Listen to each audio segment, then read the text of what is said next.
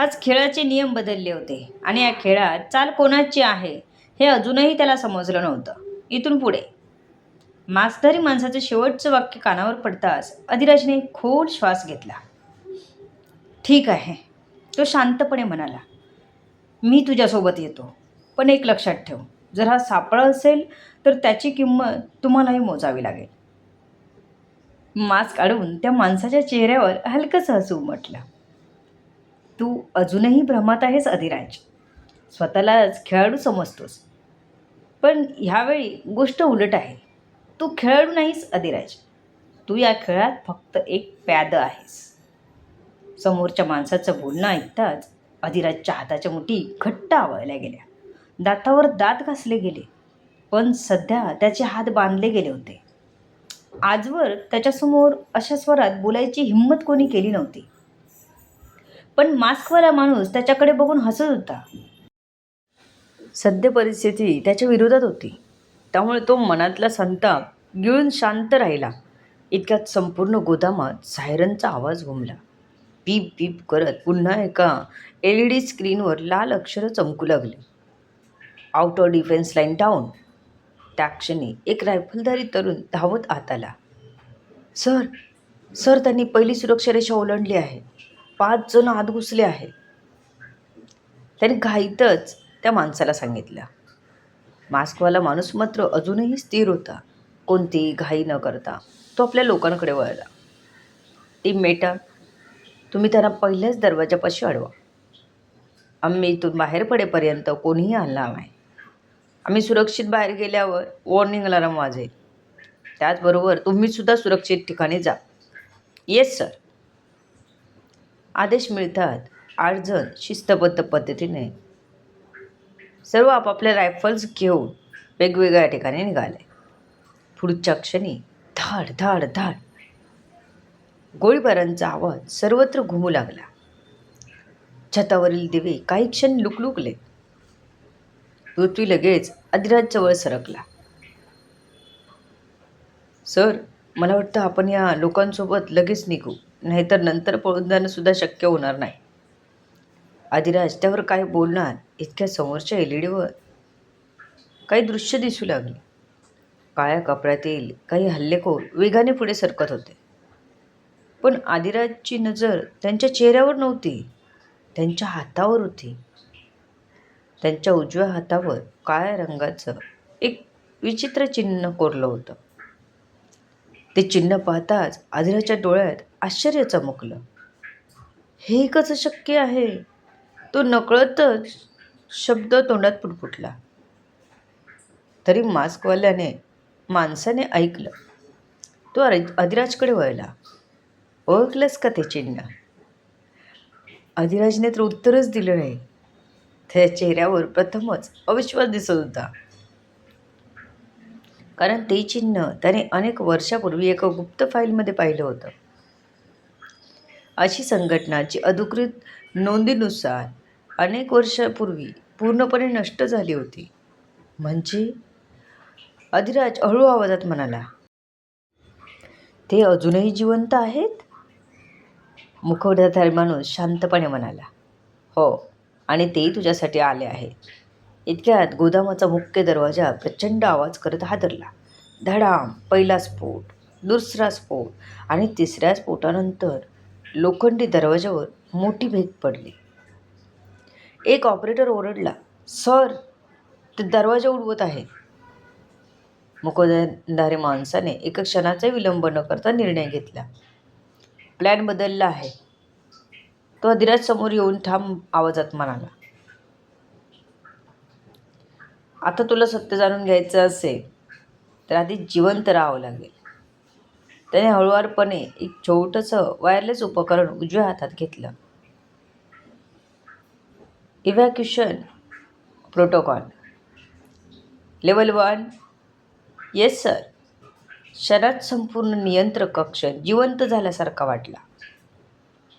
स्क्रीनवर असलेली माहिती एकामागोमाग एक काळ्या स्क्रीनमध्ये बदलू लागली.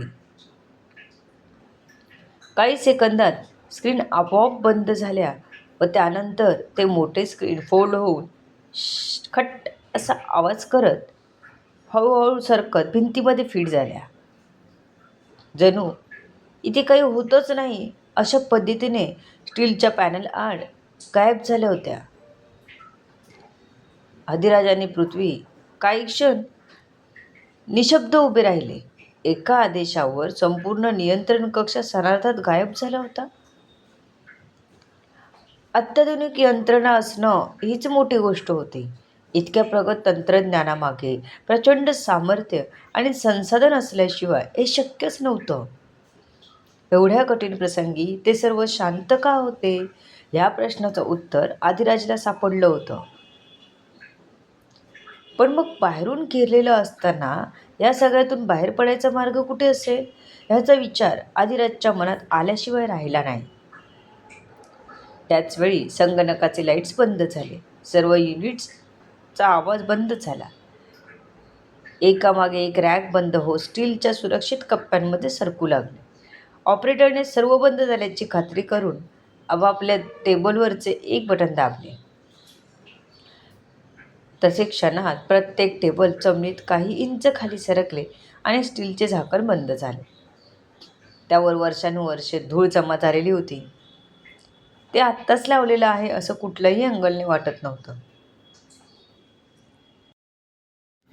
भिंतीवरच्या लाईट्स आपोआप बंद होऊन भिंतीच्या कुशीत शिरल्या. पूर्ण गोदाम आता आतून खंडर वाटत होतं. कित्येक वर्ष इथे काहीच वावर नाही अशा स्थितीत सध्या ते दिसत होतं. पृथ्वी हे सगळं आश्चर्याने बघत होता. सर, हे सगळं? त्याच्या तोंडातून शब्दच बाहेर पडत नव्हते. अधिराज मात्र हे सगळं शांतपणे निरीक्षण करत होता. प्रत्येक गोष्ट आधीपासूनच आखून ठेवलेली होती. प्रत्येक काम संयमाने केलं जात होतं. कुठेही घाई नाही, भीती नाही. ते फक्त स्वतःचं संरक्षण करत नव्हते, तर स्वतःच्या अस्तित्वाचा एकही पुरावा मागे राहू देत नव्हते. सर, सर्व डिजिटल डेटा सुरक्षितरित्या कलेक्ट झाला आहे, एका ऑपरेटरने धावत येऊन सांगितलं. Okay, backup done. Remote access बंद. All done sir. त्या ऑपरेटरने खात्री देताच हाताचा अंगठा दाखवत मास्कवाला माणूस पुढे बोलला.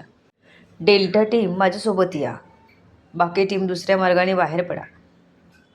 आपल्याकडे आता वेळ नाही. त्याने लगेच भिंतीवरच्या एका कंट्रोल पॅनलवर आपला उजवा हात ठेवला. क्षणात जमिनीचा एक भाग हळू हलू लागला. खर्र. मधोमध लपवलेला दरवाजा बाजूला सरकला आणि खाली जाणारा अरुंद मार्गाचा गुप्त जिना दिसू लागला.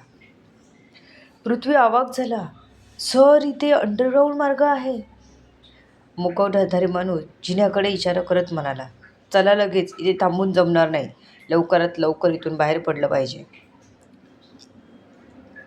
अधिराजने एकदा मागे वळून पाहिलं. गोळीबार सुरू असलेल्या दिशेकडे पाहिलं आणि मग त्या अंधाऱ्या जिन्याकडे. आता गोळीबार अगदी जवळ येत होता. निघून जाण्यावाचून पर्याय नव्हता. चला, तो माणूस खाली उतरू लागला. पाठोपाठ अधिराज आणि पृथ्वीसुद्धा उतरले. त्यांच्यासोबत डेल्टा टीम होती, तर बाकी टीम अजूनही तिथेच सर्व सांभाळत होत्या. अधिराजला जाणवत होतं, तो फक्त एका गुप्त मार्गात उतरत नव्हता, तर अनेक वर्षापासून लपवून ठेवलेल्या अशा सत्याच्या दिशेने चालला होता, जे त्याचं संपूर्ण आयुष्य कायमचं बदलून टाकणार होतं. अधिराजने मागे वळून पाहिलं तर भिंत पुन्हा बंद झाली. जणू तिथे कोणताच दरवाजा नव्हता. काही मिनिटं तर त्या बोगद्यातून चालत राहिले. आतलं दमट आणि थंड वातावरण एक वेगळीच अनुभूती देत होतं. भिंतीवर अधूनमधून छोटे दिवे लावलेले होते. त्या मंद प्रकाशात सर्वजण चालत होते. मधूनच एखादा आवाज ऐकू येत होता. पृथ्वीला हे सगळं स्वप्न वाटत होतं. झोपेत आपण या दुनियेत आलो की काय? सर, आपण खरंच इथे आहोत की मला हे स्वप्न पडलं आहे? अधिराजने त्याच्या डोक्यात एक टपली मारली. सर, म्हणजे हे स्वप्न नाहीच. खरंच आपण या सगळ्यात अडकलो आहे. पण हे लोक नक्की आहेत तरी कोण? अधिराजने हळू आवाजात पृथ्वीला सांगितलं. मीही तेच शोधतोय. तरी पुढे चालणाऱ्या मांसधारी माणसाने ते ऐकलंच होतं, पण तो काही बोलला नाही. साधारण 10 मिनिटांनी ते एका मोठ्या लोखंडी शिडीजवळ पोहोचले. शिडी वरच्या दिशेने जात होती. मास्कवाला माणूस आधी वर चढला. त्याने वरचं झाकण हलकंसे ढकललं. हातातलं रायफल घेत क्षणभर आजूबाजूचा अंदाज घेतला. मग खाली पाहत म्हणाला, रस्ता मोकळा आहे, लगेच बाहेर पडा. एकामागून एक सगळे वर आले. अधिराजने बाहेर पाऊल टाकत आजूबाजूला पाहिलं. बाहेर हिरवंगार दाट जंगल होतं. गार हवा अंगावर येऊन आदळत होती. त्यामुळे नकळतच अंगावर शहारे येत होते. दुरून वेगवेगळ्या पक्ष्यांचे मधुर आवाज येत होते. त्या माणसाने एक अलार्म बटन दाबलं आणि झाकण पुन्हा बंद केलं. वरून पाहिलं तर तिथे गुप्त मार्ग असल्याचा साधा संशय सुद्धा येणार नव्हता. ते जमिनीवर इतकं व्यवस्थित बसलं होतं की काही क्षणात ते नैसर्गिक दगडाचाच भाग वाटू लागलं. इकडे सुरक्षित पोचल्यावर संदेश मिळताच सर्व टीम्स नियोजनाप्रमाणे आपापल्या मार्गाने मागे सरकू लागल्या. जखमींनाही त्यांनी क्षणाचाही विलंब न करता सोबत घेतलं. काही मिनिटातच संपूर्ण तळ रिकामा झाला होता. सगळे ठरलेल्या ठिकाणी पोचले होते. अधिराजने बाहेर पडताच त्या माणसाकडे पाहून विचारलं, तुम्ही मला वाचवलं, इथे सुरक्षितपणे घेऊन आलात, तर आपण नेमकी जातोय कुठे?